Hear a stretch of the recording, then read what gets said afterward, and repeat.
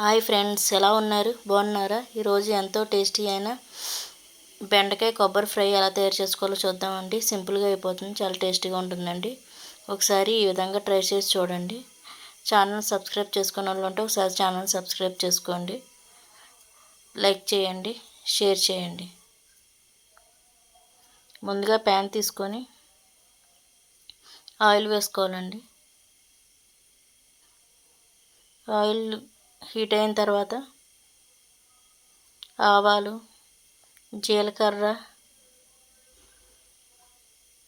పచ్చెనగపప్పు,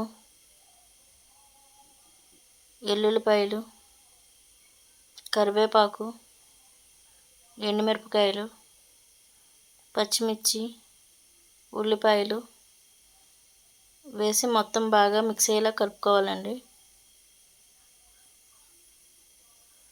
కలుపుకొని బెండకాయలు వేసుకోవాలండి.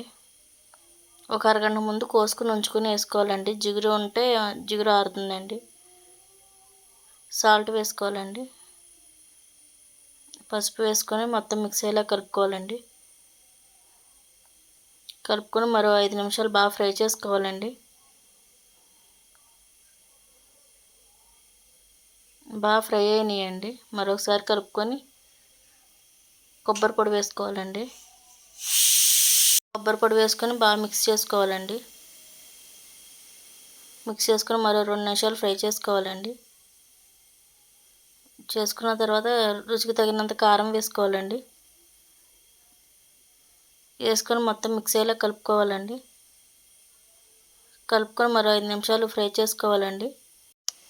అంతేనండి, ఎంతో టేస్టీ అయిన బెండకాయ కొబ్బరికాయ ఫ్రై రెడీ అయ్యిందండి. ఒకసారి ట్రై చేసి చూడండి.